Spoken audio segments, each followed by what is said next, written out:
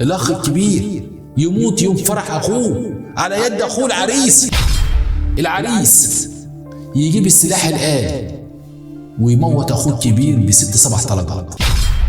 إن عواقب ارتكاب الجريمة وخيمة جدا، ستودي بك إلى أوضاع مأساوية حزينة.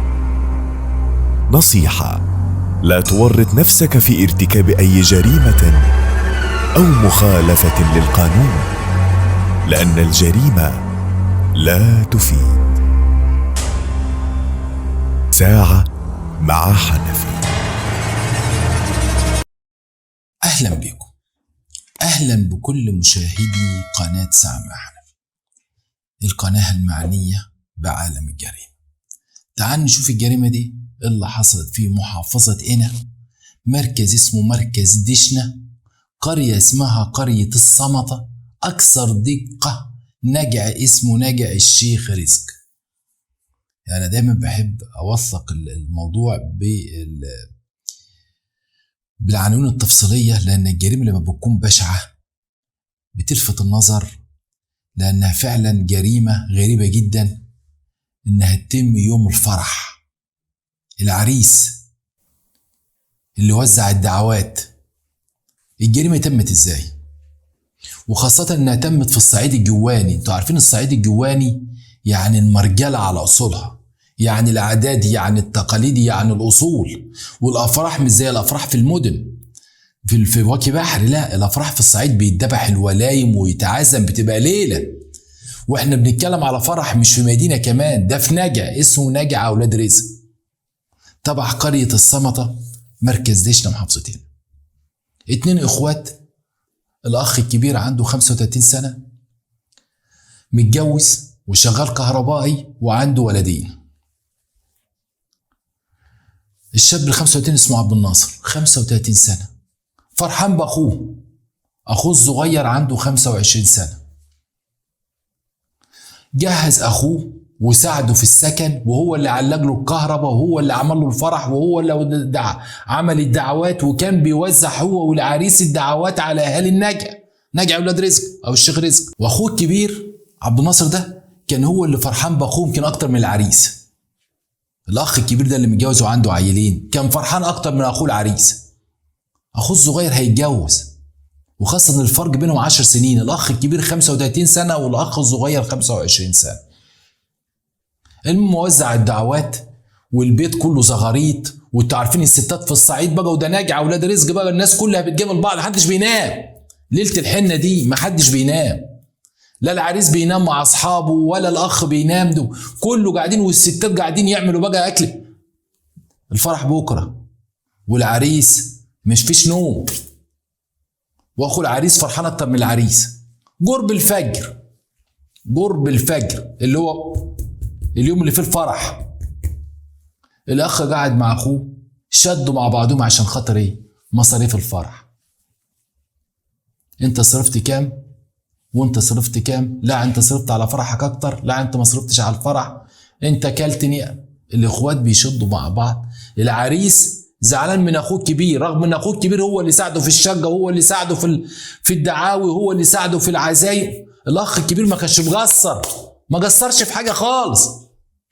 الاخ الصغير بيتهموا، لا انت خنصرت من فلوس الفرح، ان كان ابوه كان سايب له قرشين ولا امه عطل.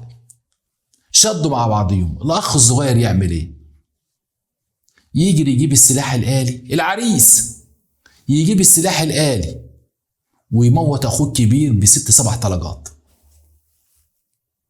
يعني العريس اللي فرحه قرب الفجر، يعني في الصبح هيروح يجيب العروسه اللي يوديها الكوافير ويطلع على القاعه، عشان على العريس يمسك السلاح الآلي ويموت اخوه الكبير ب6 طلقات. ليه يا عريس؟ ليه يا حبيبي؟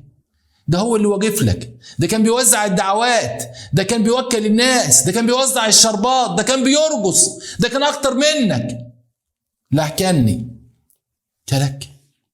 بعد ما ضرب اخوه، طبعا ربنا يصبر امه، وربنا يصبر مراته، وربنا يصبر عياله. الاخ الكبير يموت يوم فرح اخوه على يد اخوه العريس. الفرح بعد ما كان زغاريط ورقص ودي جي والدنيا خربانه بقى صوات ولطم وشق هدوء. طبعا الناجع بلغوا رئيس النقطه في قريه الصمته، ورئيس النقطه طبعا اتصل برئيس مباحث مركز دشنه، والدنيا اتقلبت. جه لقوا اخو العريس الكبير ميت وصوات بقى وستات، ربنا يكتب مراته وعياله وربنا يكتب على حد. مين اللي ضربه؟ الاهل قالوا العريس قتل اخوه. فين هو؟ رمى السلاح وجري.